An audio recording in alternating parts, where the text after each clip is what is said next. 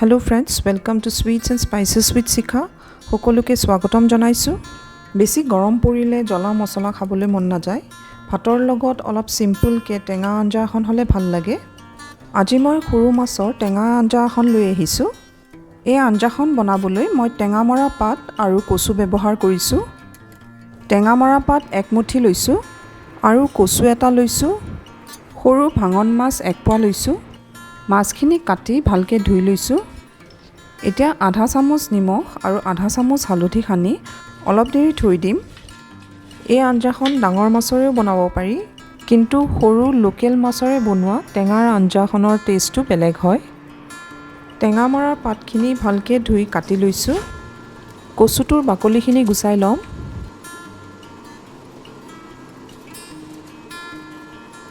কচুটোৰ বাকলিখিনি গুচাই ধুই লম। তাৰ পিছত এনেকৈ মিডিয়াম সাইজৰ টুকুৰা কৰি লম। টেঙামৰা পাত, কচু আৰু মাছৰ বাহিৰে আঞ্জাখন বনাবলৈ আমাক লাগিব হালধি, নিমখ, পাঁচফোৰণ, চেনি অপচনেল হয়, যদি ইচ্ছা কৰে দিব পাৰে। মিঠাতেল লৈছোঁ। মাছৰ আঞ্জা মিঠাতেলৰে বনালে বেছি ভাল লাগে। অলপ ধনিয়া পাত আৰু কেঁচা জলকীয়া লৈছোঁ। প্ৰথমে কাটি থোৱা কচুখিনি সিজাই ল'ম। কচুখিনি সিজিবলৈ টাইম লয়, সেইকাৰণে আমি প্ৰেছাৰ কুকাৰত সিজাই ল'ম যাতে সোনকালে হয়। কচুখিনিৰ লগত এক গিলাচ পানী দি ঢাকনাখন মাৰি দিম। এটা হুইচেল মাৰাৰ পিছত গেছটো অফ কৰি দিম। কচুখিনি বেছিকৈ সিজাই নেপেলাব। আঞ্জাখনত কচুৰ পিচবিলাক অলপ ডাঙৰ হৈ থাকিলে ভাল লাগে, বেছি গলি গ'লে ভাল নালাগে। এতিয়া পেন বা কেৰাহী এটা গৰম হ'বলৈ দিম। এইটো ভালকৈ গৰম হোৱাৰ পিছত মিঠাতেলখিনি দি দিম। তেলৰ পৰা যেতিয়া ধোঁৱা ওলোৱা আৰম্ভ হ'ব, ফ্লেমটো মিডিয়াম কৰি দিম আৰু অলপ অলপকৈ মাছ তেলত দি দিম।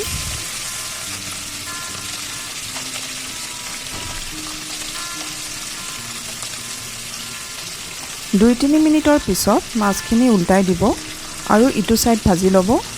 মাছখিনি বেছি কাঢ়াকৈ ভাজিব নালাগে। মাছখিনি ভাজা হৈ গৈছে। এতিয়া প্লেট এখনত নমাই থ'ম।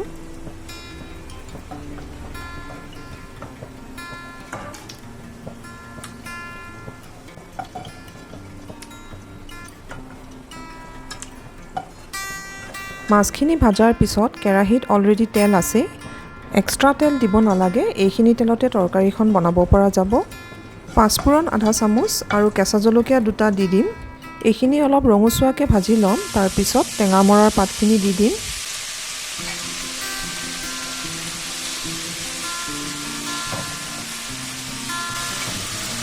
ফ্লেমটো মিডিয়ামত ৰাখিব, বেছি বঢ়াই নিদিব, নহ'লে পাতখিনি জ্বলি যাব। আধা চামুচ নিমখ দিছোঁ। আপুনি নিজৰ সোৱাদৰ আন্দাজত নিমখটো দি দিব। হালধি আধা চামুচ দিছোঁ। এইখিনি মিলাই ভাজি ল'ম।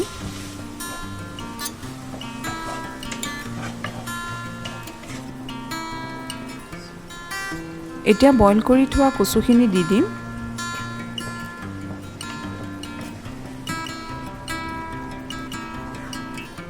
ভালকৈ মিলাই ভাজি ল'ম। এইখিনি ভাজা হৈ গৈছে। এতিয়া ইয়াতে অলপ গৰম পানী দি দিম। মই যিহেতু অলপ জোল বনাম, সেইকাৰণে প্ৰায় 3 কাপমান পানী দিছোঁ।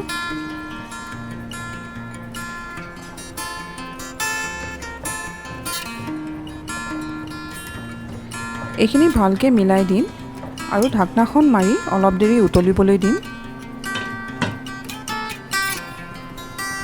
অলপ দেৰিৰ পিছত যেতিয়া আঞ্জাখন উতলিব ধৰিব, ঢাকনাখন গুচাই অলপ লৰাই দিম।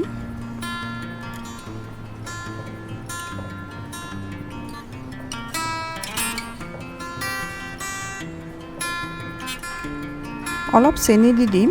চেনিটো কমপ্লিটলি অপচনেল হয়, যদি আপুনি ভাল নাপায় নিদিব। চেনি দিলে আঞ্জাখন অকণমান মিঠা হয় আৰু আঞ্জাখনত টেঙা মিঠা টেষ্ট এটা আহিলে ভালেই লাগে।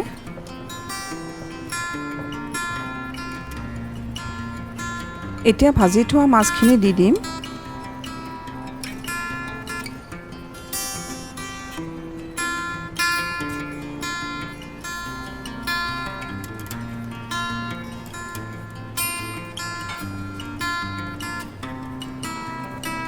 মাছখিনি ভালকৈ আঞ্জাখনৰ লগত মিলাই দিব।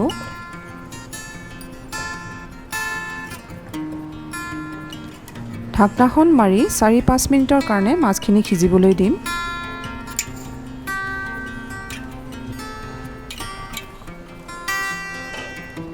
এতিয়া কাটি থোৱা ধনিয়াৰ পাতখিনি দি আঞ্জাখন ভালকৈ মিলাই দিম। এবাৰ নিমখটো চেক কৰি চাব, যদি কম হয় আৰু অলপ দি দিব। মাছৰ আঞ্জাখন হৈ গৈছে, গেছটো অফ কৰি দিম। মাছৰ আঞ্জা এনেকৈ টেঙামৰা আৰু কচুৰে ৰান্ধিলে খাবলৈ খুব ভাল হয়। ভিডিঅ'টো যদি চাই ভাল পালে লাইক কৰিব, কমেণ্ট কৰি জনাব আৰু চেনেলটো ছাবস্ক্ৰাইব কৰি বেল আইকনটো টিপিব নাপাহৰিব।